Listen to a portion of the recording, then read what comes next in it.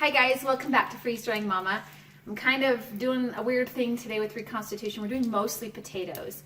I did want to talk to you a little bit about onions first. Reconstituting onions can be really simple. I've done a video on how to reconstitute them with eggs and grill them up with bacon grease and add your scrambled eggs to them and heat them up that way, and it's great. Another thing, excuse me a moment. Another thing that you can do is add it to your chili toppers and whatever. This is starting to burn. It's going too fast for me. Okay, really quick, let's check out the hash browns. I've got shredded potatoes in here. And I first added some bacon grease to it. Now I'm going to add a little bit of potatoes, but not much, a little bit of water to the potatoes, but not much. Because I don't want them becoming sloppy potatoes. I want them fried hash browns. So I'm going to add some more bacon grease. Let's see right there. I always keep bacon grease on hand because we eat a lot of bacon with 8 people in our family. But plus I like to cook everything with it. This is going to reconstitute with some of that water that I've added. You can see how it's already turning brown. That's because I didn't have as much bacon grease as I would normally like. Because I was actually getting ready for the rest of the video. But see how it's reconstituting and it's like all nice and brown and hash browny. So these bigger chunks, I'm actually going to splash a little bit more water to help them, because they don't absorb that bacon grease as fast because of the phospholipids located inside of fats. Fats are made up of phospholipids, which is just a smaller building block of what a fat is. And carbohydrates, on the molecular side of it, carbohydrates don't really care about phospholipids. They just don't care as much as they like water. But my tummy likes bacon grease, and so does my mouth. So that's why we're going to be doing, that's why I do so much with the bacon grease. And I try to force it, right? Try to force that and make it happen. Let me get a couple plates. So when I'm trying to force that, I'm trying to make the potatoes accept the bacon grease as it's reconstituting, because I like the taste of bacon grease. But you can only force it so much, right? So like this big guy right here. Now he's absorbing a little bit better, so that's great.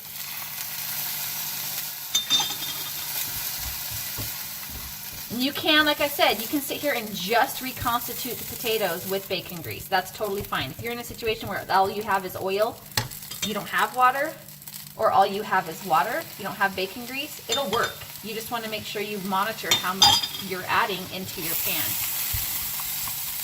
My daughter's doing such a great job videoing. Her and I both love potatoes, and we aren't eating them right now, so we're both probably like, oh, I want to eat it. So I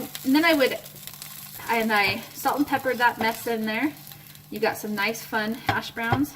They're a little bit darker than I would normally do because, hello, I got distracted with doing a video.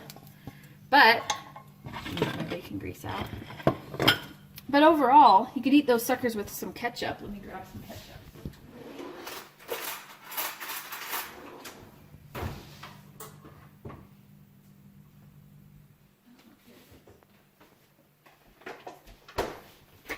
I'm surprised I had ketchup in the fridge. Usually I don't, because the kids always eat it. Alright, so I'm just going to try a little bite. You can hear that it's not crispy anymore, but it has a little bit of that crisp to it from being cooked. I'm just going to scoop up a little bit, and I've got to try it. Oh. You can taste where it was cooked a little bit too much. But it's hash browns. I'm not going to complain. Oh. I'm going to definitely have my daughter try a bite of that. Okay, I'll put that over there. And remember the onions, and you can totally add the onions to the hash browns, do whatever you want to do. I'm going to try something different with this one. I want you to come in here. These are sour cream potatoes. Yes, my stove did crack. Feel bad for me. These are sour cream shredded potatoes. So we baked the potatoes first, then we shredded the potatoes, and then we added sour cream to it. And that's really all we do with it. And this is one of our favorite potato dishes. What I'm going to do here is I'm going to pretend like this is what I'm using for my Mylar bag. And pretend like it's a normal Mylar bag, because this is just not enough to put in a whole huge quart Mylar bag. So since I'm doing such a small amount, I'm just going to use one of my candy bags that I sell my freeze-dried Skittles and my freeze-dried marshmallows in. So what that means is, since I have a plastic front, as you can see, I'm not going to put boiling water in with it. So I'm going to put in these potatoes. So this is almost like if you were going to be camping. Okay, you can see it in there. Normally though, like I said, you wouldn't have that. And I'm going to add the exact same amount of water that there is of potatoes. And I figured, I measured it out, it was about 1/3 of a cup. So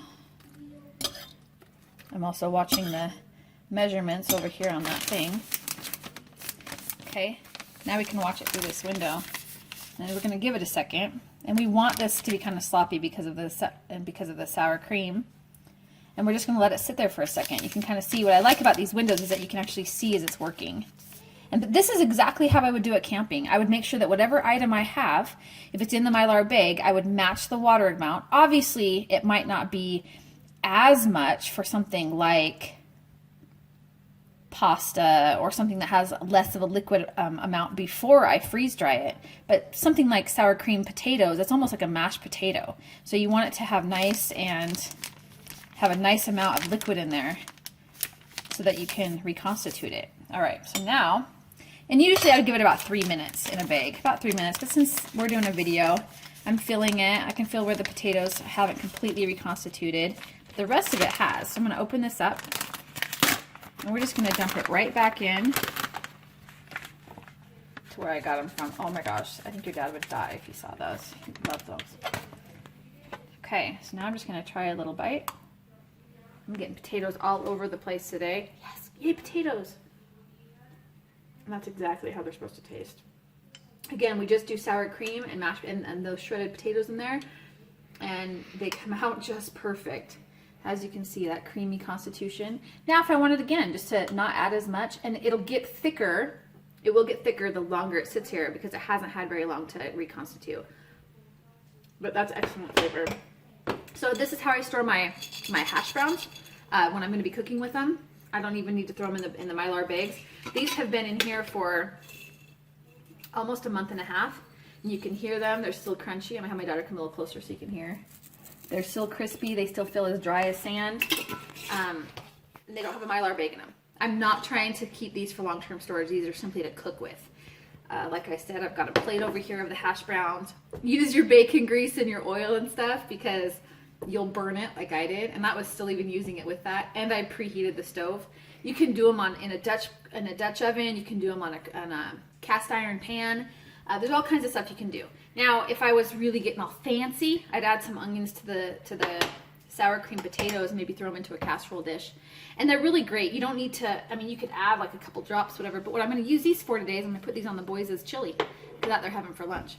And I'm going to regret that I showed you guys my broken stove. Oh yeah, I have boys. My stove gets trashed. All right, guys, so I hope that helps you kind of figure out what you're doing with freeze-dried shredded hash browns. Is that what we call them? Freeze-dried shredded hash browns. I've done them with the diced potatoes. I didn't love diced potatoes in the freeze dryer, but you can use them in soups and other things like casseroles, chicken pot pies, that kind of stuff. So that's a good thing to use. Thanks again for stopping by. I hope you like this video. If you do, hit like, make a comment. I'd love to hear what you're freeze-drying right now. Hit subscribe and hit the little bell for notifications so that you know when I'm putting out more videos. And I can't wait to hear from you guys. I hope you're doing awesome and that you're enjoying being in the freeze drying family. And yes, seriously, this is an addiction. I hope that you enjoy it. Thanks, you guys. I'll talk to you later.